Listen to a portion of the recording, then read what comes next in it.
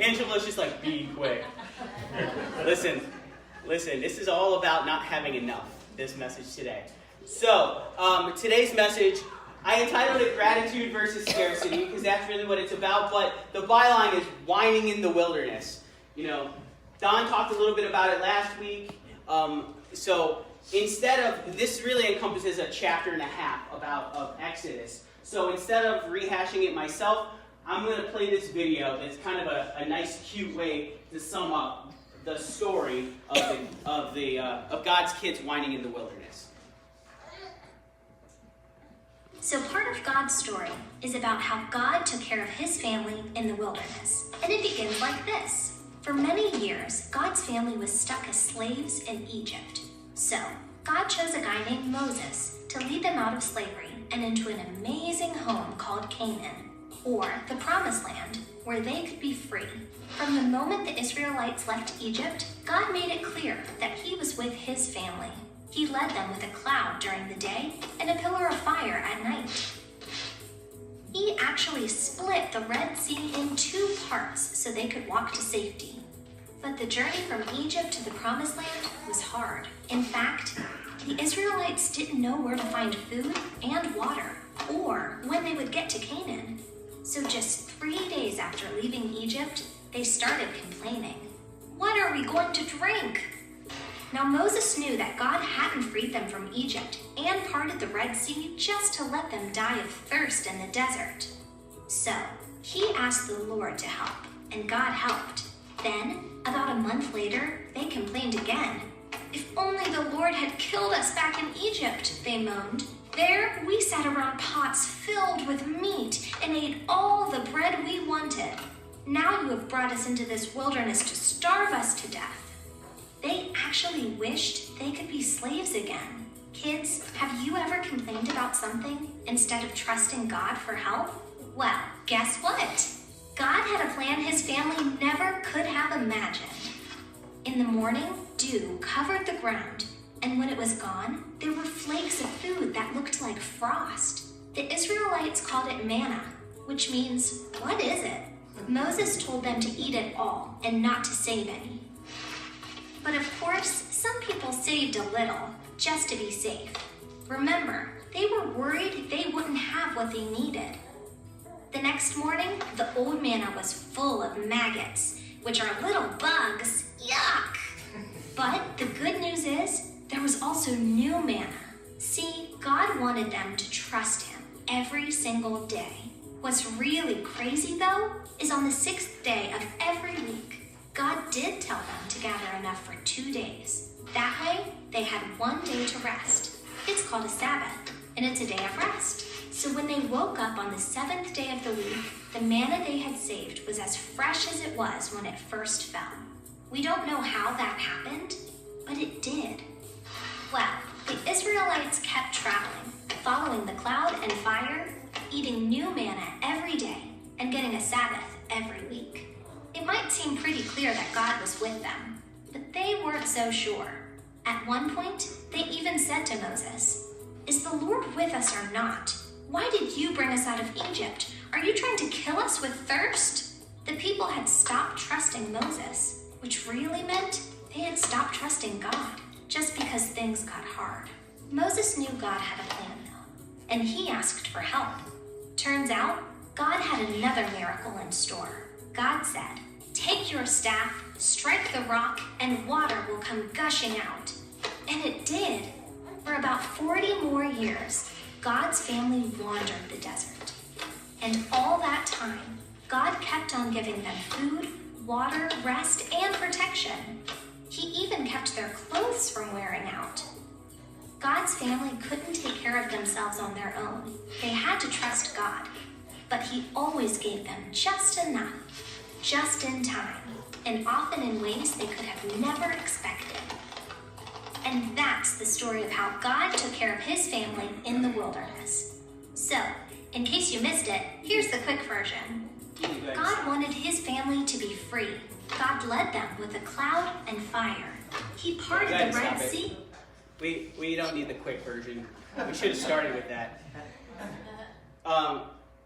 Just enough, just in time. That actually would have been great. Great sermon. I think that's a good one. But, yeah, so do you ever get afraid? Do you ever get scared? I mean, I get scared about all kinds of stuff. Am I the only one? Am I alone? No, I don't think so. Who is anybody in here? And you can admit this. It's okay because I am. Is anybody in here afraid of the dark? Yeah. Oh, all right. Sweet. Yeah. I'm 40 years old, and I'm still kind of afraid of the dark. Now, I used to be absolutely petrified, like terrified of the dark when I was younger. I've gotten over it somewhat, but even now, I'm afraid of the dark. And it's not necessarily actually the dark that I'm afraid of, but for some reason when there's no light, I'm afraid of what's in the dark, right? I don't know. I can't see it, so I don't know what's there, right? Because you know what I'm talking about. Yeah, it's not necessarily the dark itself, it's what's in the dark. And I get scared of the dark because I just don't know. I don't know what's out there, right? I don't know what's out there. Have you ever loved something so much that the thought of losing it makes you ill? You ever love something so much that the thought of losing it makes you ill? Like makes you queasy, it makes you sweat, right? I think of my kids. I think of my kids in this. I could go look at, and I don't know why I do this. I probably am not the only one that does this, but I can look at Carmen or Emmett sleeping. Tony is usually the one that we can see sleeping because we can sneak in without waking up usually. Look at that. So they're so beautiful, right? They're just beautiful and they're so peaceful, and it's like the only time that they're peaceful, which makes them more beautiful. Yes. Ooh, man, that was a group amen. It's like I touched something deep right then. So I'm looking at that, and it's just like I have this profound sense of peace and contentment, this joy and happiness in that moment. And every single time I allow myself to feel that way when I'm looking, I start thinking, man, what if somebody kidnapped him? What if they got into a car crash? What if something horrible happened to this beautiful, peaceful creature and he didn't have it anymore? So I love these kids so much that the thought of losing them, and when I think about how much I love them, when I think about how much joy they bring me, it always flips into terror. Because that's not just a little scared. That is a gripping terror. I terrorize myself thinking that, right? But it happens every single time. Angela's the same way. I think about Angela. I love her so much that the thought of losing her makes me sick. And sometimes when I'm thinking about that, when I'm sitting in the moment, and I'm thinking about how awesome things are, right? Then I think, I've seen her drive.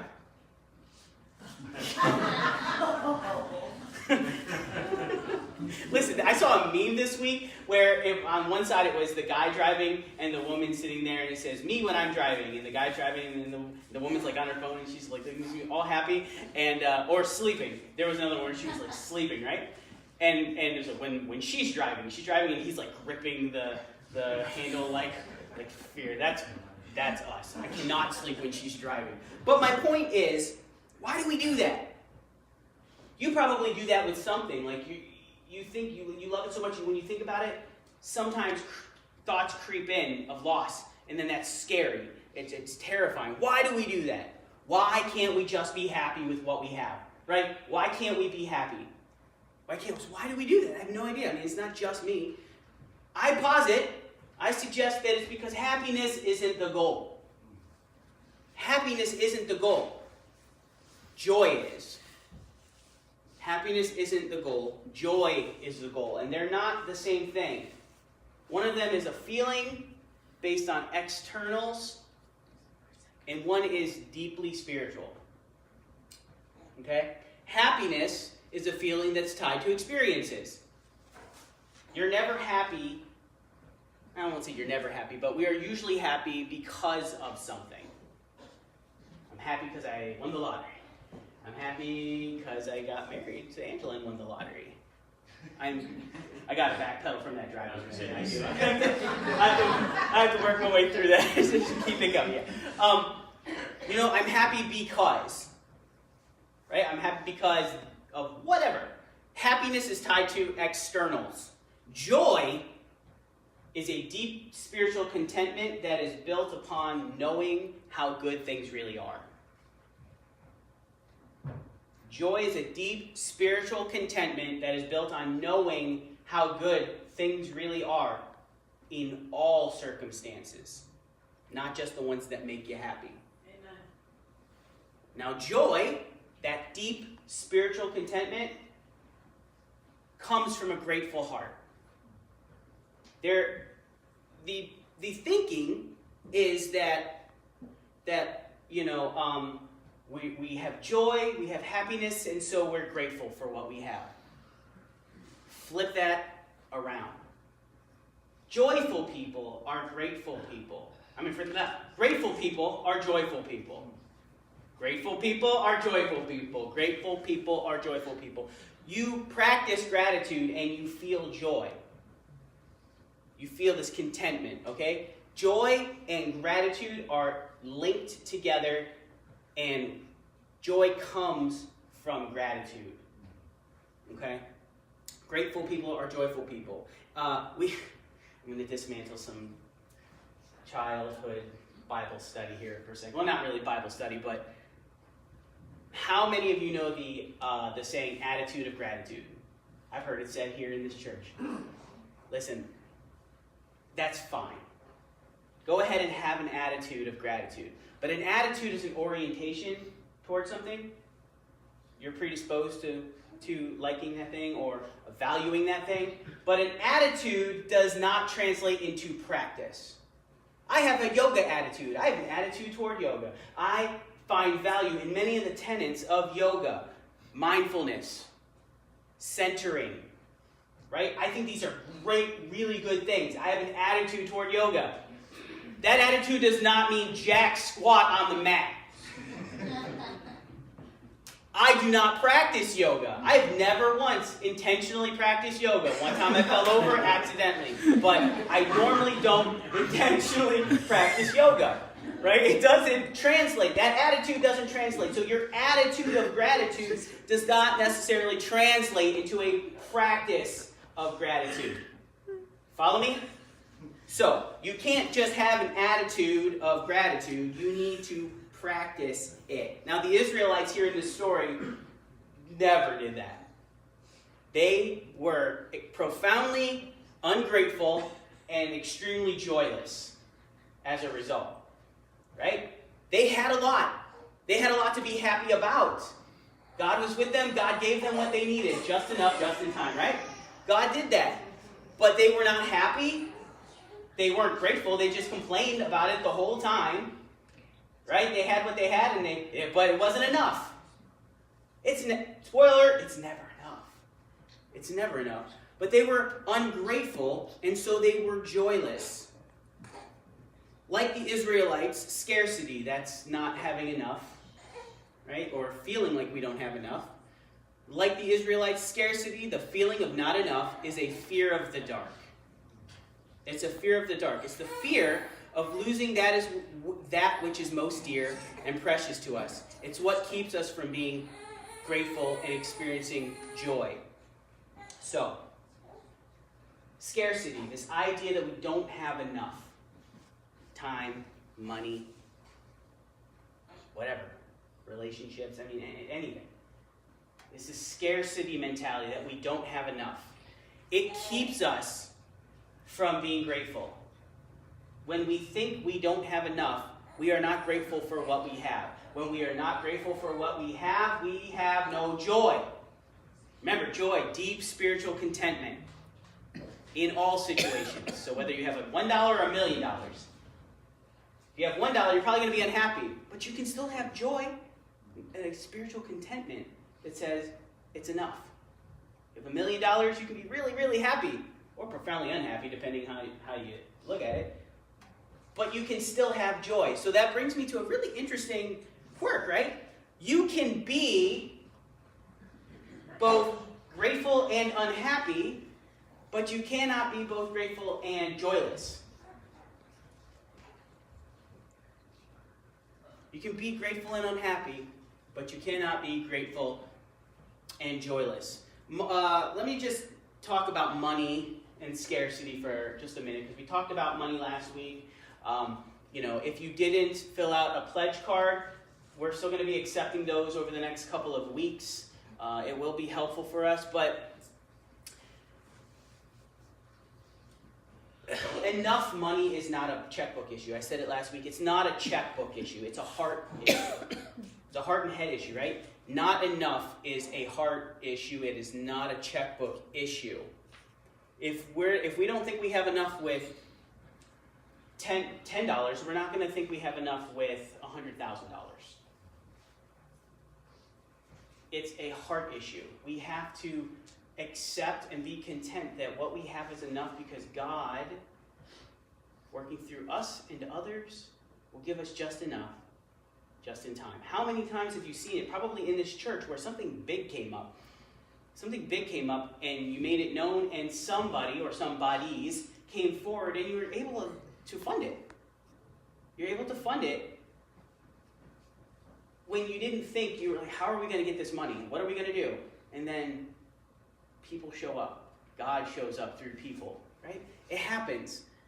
And the reason why I talk about that here specifically is because it is, for years, there has been a narrative that we don't have enough, or that we're a poor church or whatever. And there was a time when we were in the negative here at this church, when we were scrambling and didn't know. So this idea that we don't have enough, you came by it honestly.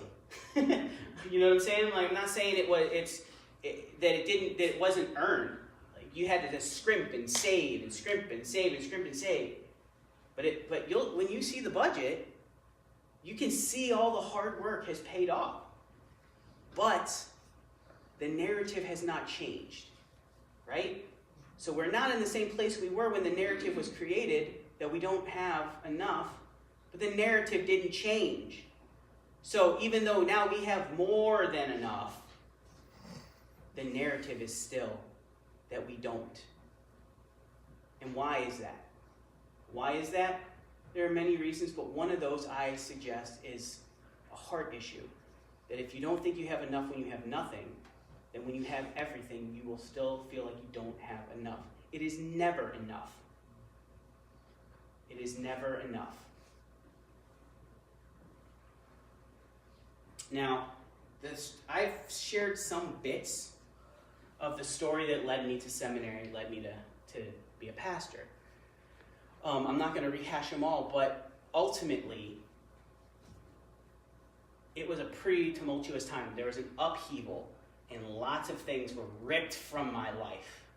Lots of possibilities, lots of things were ripped from my life. I felt in that time that I didn't have enough money, that my family didn't have enough money.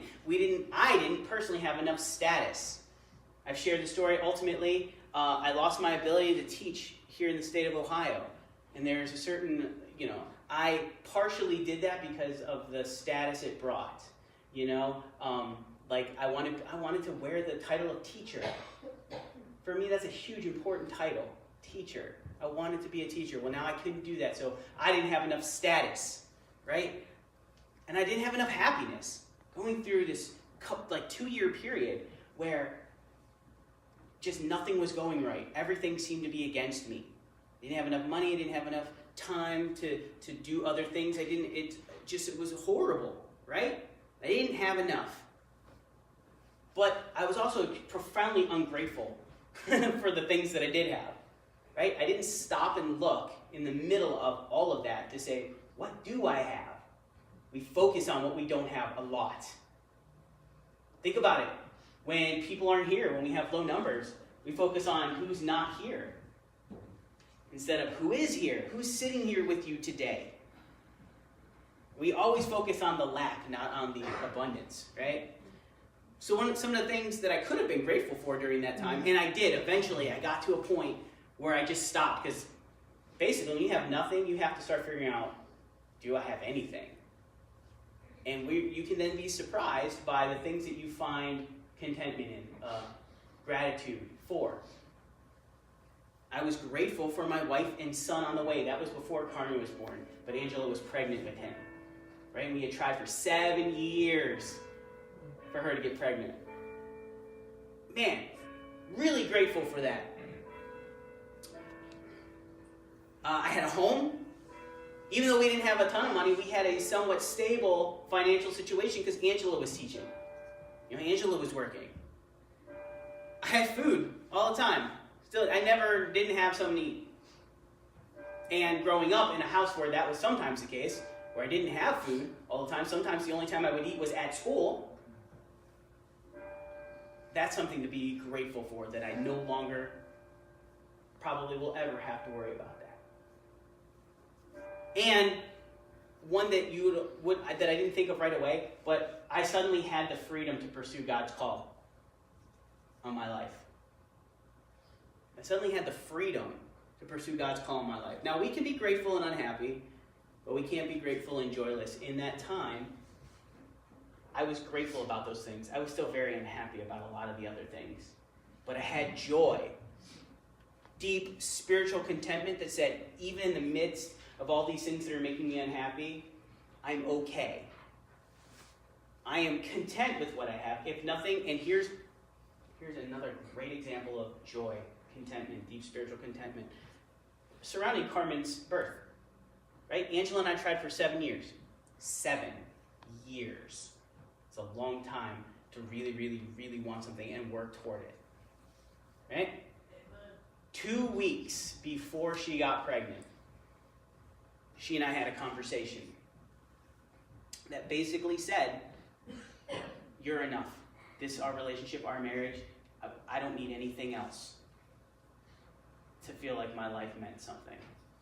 2 weeks later, she's pregnant. Now, I'm not saying the joy made it happen, the contentment, but time and time again in my life, as soon as I let go of my need for something, man, sometimes it shows up. That's happened more often than not. And it's a really weird thing. For me, that's God. So when we say God will provide if you let go of your obsessive need for it. If you let go and say, I don't necessarily need this thing, chances are you will get it. You can get it. It won't happen all the time. I mean, there are some things that we need that God's just not going to give us. I need more time with my mom to make things better. That's not going to happen, right? So I can let go of that need, and I'll bet, and I have let go of it for the most part. As soon as I bet when I let it all go, the real healing will begin. Amen. Right? So what do I want you to do with all this? What do I want you to do with all this? There are a few practical things that you can do about this. Because I said, gratitude is a practice. Gratitude is a practice. So first, acknowledge your fear and transform it into gratitude. So in moments when I'm standing over Carmen, or Tony, or Emmett, and I'm feeling great, that I love them so much, and then the fear creeps in. Or like it does for me, it comes rushing through like a freight train. When that happens, acknowledge it.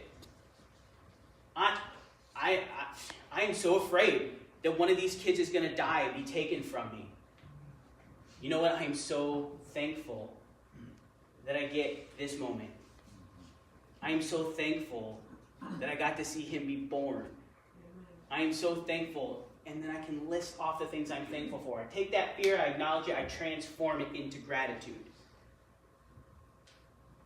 Transform it into gratitude by acknowledging it and then transforming it. Acknowledge the ordinary.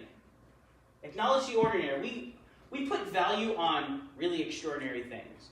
And in our culture especially, we have this idea that if it's not grand, if it's not big, if it's not great, again, that it's not good enough.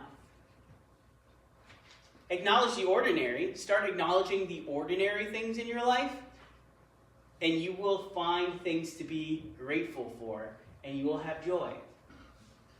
Yesterday, the youth, Angela and I, and a bunch of volunteers, a lot of them sitting in this room, came and made those pumpkin rolls, right? Where were we there? 7 hours, probably? 6. 6 hours? It felt like forever. But, yeah, if you ever want to live forever, go make pumpkin rolls. That day felt like an eternity. But the thing is that I sat back as my back was screaming last night, thinking, you know what though? We had probably one of the biggest groups of involvement that we've had around any activity since we've switched over leadership of the youth. So there was that. We had kids interacting with each other, and I heard the conversations that were happening. Man, that was so cool. You know, when I'm standing, I do this a lot. When I'm washing dishes, sometimes, or when I'm rinsing them off to put them in the dishwasher, my sink is in a corner like this, so it's in a corner. I don't like the positioning of it, but what it does is there's these 2 windows that look out, right? And there's one that looks out sort of across a bunch of backyards. And I can't tell you the number of times I've been washing dishes and I look up and there's a squirrel sitting on the fence, right? And then we're just like, I see. Super ordinary moment, profoundly spiritual. Right? Acknowledge the ordinary and you will find things to be grateful for. Acknowledge the ordinary, you will find things to be grateful for. You know what, honestly, I saw a suggestion about something you can do is, and some of you may do this, make a jar.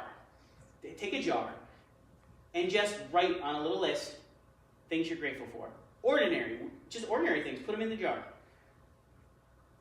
If you do that a couple times a day, you will it's a practice that it's like jogging, you know, so first you start slow, then eventually you build up speed. If you force yourself just a couple times a day to write down what you're grateful for, eventually you're going to start seeing all the things you're grateful for, right? They'll just start, and in the moment too, and that's when it's really important, in the moment, right? If you can identify gratitude and joy in the moment of something ordinary, you're there. You're there. And finally, complain less. I'm guilty of this myself. Complain less.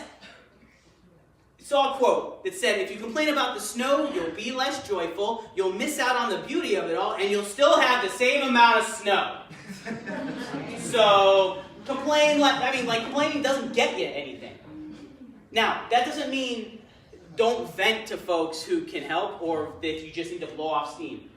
That's different than complaining. You guys know the difference between getting something off your chest and complaining, because you only need to get something off your chest once, right?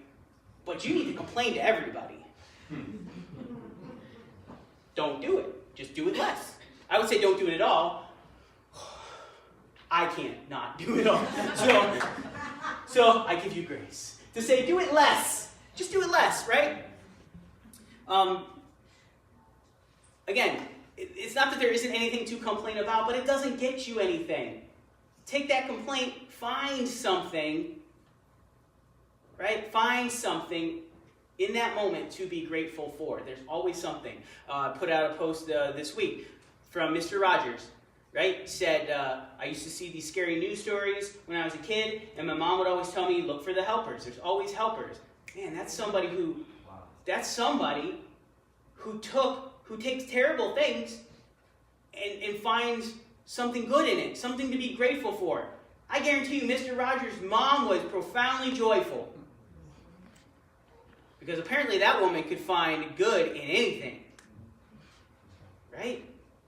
So, to wrap it up, gratitude is not an attitude, it's a way of thinking, and like hope, it can be taught. Gratitude can be taught. It can be learned. We were taught to be ungrateful in our culture. Again, I've been saying this all series. Our culture is built on making us feel like we're not enough, like we don't have enough. It's all there. We were taught to be ungrateful. We were then taught to be without joy. Because if you don't have enough, you don't have any joy. So, that's true. Just remember that gratitude and joy can be learned. Well, gratitude can be learned and joy can be experienced. through that. Bottom line, grateful people are joyful people, not the other way around.